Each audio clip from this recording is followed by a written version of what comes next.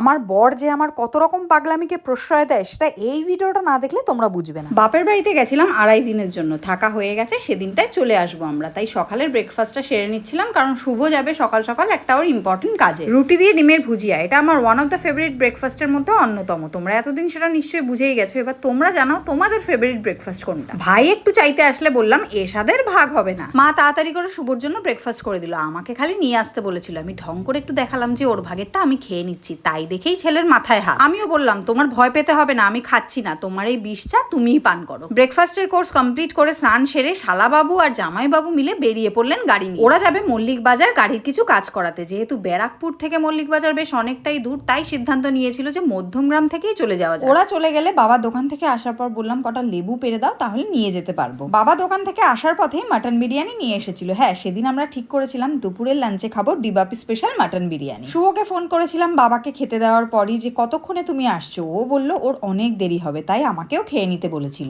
আমাদের খেয়ে দিয়ে বিরিয়ানি হজম হয়ে গেছিল, কিন্তু ওরা এসেছিল সেই বিকেল 5টায়। তারপর ভাই আর শুভ মিলে আরাম করে দিবাপির বিরিয়ানি এনজয় করলো। আর সাথে আমাকে এটাও বললো ভাগ্যিস তুমি যাওনি, তাহলে পুরো পাগল হয়ে যেতে এই গরমে। এবার কমেন্টে তোমরা আমায় জানাও দাদা বৌদি নাকি দিবাপি কোথাকার বিরিয়ানি তোমাদের সব থেকে বেশি ফেভারিট। একটু সন্ধে নামতে না নামতেই শুভ তাড়া দিতে লাগলো যে চলো রেডি হও বাড়ি যেতে হবে। আমি বললাম আরে হ্যাঁ সে তো যাবোই, কিন্তু তার আগে দেখাও গাড়িতে কি কি কাজ করালে আর কি কি নতুন জিনিস কিনলে গাড়ির জন্য। সেগুলোতেই একটু চোখ বুলিয়ে নিচ্ছিলাম। আর গাড়ি পরিষ্কার করার জন্য যে নতুন ফুল ঝাড়ুটা এনেছে সেটা দিয়ে গাড়ি পরিষ্কার করার একটু নাটক করছিলাম। এগুলো আর কিছুই না, যাতে বাড়িতে আরো কিছুক্ষণ সময় থাকতে পারি সেটারই ধান্দা খুঁজছিলাম। ওসব করে ঘরে এসে ব্যাগ গুছিয়ে নিলাম। আর সেদিনকে আমি বাড়ি থেকেই কিনেছিলাম একটা ফুলের টব, সেটা পরে টাইম কাটানোর জন্য আরো একটু পাগলামি আর নাটক করে নিচ্ছিলাম। কিন্তু আমার বড় আমার এসব পাগলামি দেখে এক ফোঁটাও রাগ করেনি, বরং হেসে উড়িয়ে দিচ্ছিল। এবার বুঝতে পারলে তো কিভাবে আমার পাগলামিগুলোকে সহ্য করে। আর তো ভাই নাটক করা যাবে না, এবার তো বাড়ি ফিরতেই হবে। তাই সবাইকে টাটা করে বাড়ির দিকে রওনা দিলাম। বাড়ি এসে ফ্রেশ হয়ে একটু না দাঁড়িয়ে আবার রেডি হয়ে নিলাম। এবার যাব আমরা খেতে। নিশ্চয়ই ভাবছো যে কোনো রেস্টুরেন্টে খেতে যাব,